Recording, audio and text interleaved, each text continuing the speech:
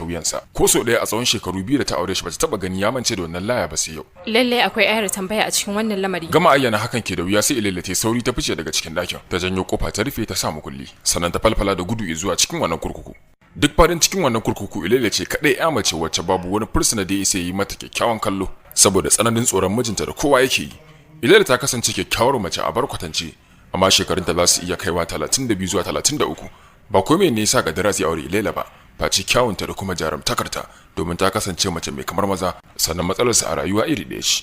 Gadaras ya haɗu da Ilela ne a can kurkukun birnin Misra a lokacin da shine shugaban dakaru masu tsaron kurkuku, wanda ya kasance na mata ne zalla. A tarihin wannan kurkuku na birnin Misra, wanda aka gina shi sama da shekaru 100 da doriya, ba a taba samun wata fursuna da ta taba samun damar tserewa ba sai Ilela. Sannan so bi tana guduwa, da kyar Gadaras yake iya bin bayan ta ya dawo da ita.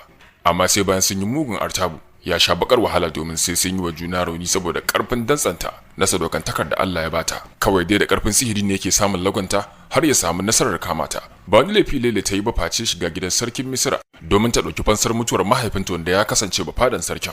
Sai da ta samu nasarar shiga har cikin turakar sarkin, amma da yake yana da karfin sihiri san bata ganshi ba. Alhalin gashi kwance akan gado yana ta faman sharar bacci.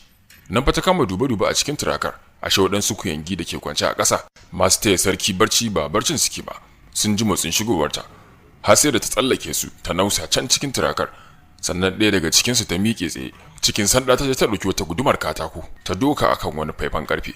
Nan take ƙara faifan ƙarfen ta cika gidan sarautar gaba ɗaya.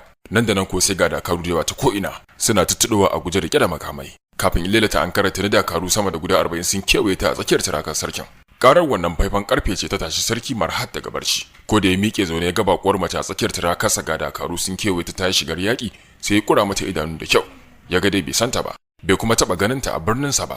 Har dakarun sun yunkura za su afka mata, sai sarki Marhat ya daka musu tsawa. Kai, ku dakata. Nan take suka ja da baya. Ya sako daga kan gadon sai dube ta cikin murmushi ya ce, "Ke ƴan mata wace ce ke? Sannan kuma wani ganganci ne ya kawo ki cikin tarakata domin ki min sata?" Ko da jin wannan batu sai Ilela ta murtuke fuska, ta dubi sarki Marhat cikin harara mai nuna tsananin kiyayya ta ce, "Da sata na zo yi ba nan zan zo cikin turakar ka ba. Da can baitul mali zan je inda ka boye zinare da lu'ulu'u. Na zo ne domin na sheke ka." Ke kuwa laifi mai ne miki da har kike son sheke ne? Ka kashe mutum ɗaya wanda shi kaɗai ne ya rage min jal a duniya, wato Barde Amzad. Shi ɗin ya kasance mahaifina ne, saboda haka dole ne yau takobi na ta sha jinin ka. Tabbas ni ne na sheke mahaifinki, kuma na yi hakan ne saboda shi ne ya san sirrin dukiyata da kuma sirrin tsaron rayuwata. Ina tsoron kada wata rana ya ci amana ta ya haɗa baki da wasu araban da rayuwata ko kuma dukiyata ne. Dama na samu labarin yana da 'ya guda ɗaya, wacce tun tana da shekaru 7 ya ɗauke ta daga nan birnin Misira ya kai ta can birnin Askandariya wajen wani gawartaccen mayaƙi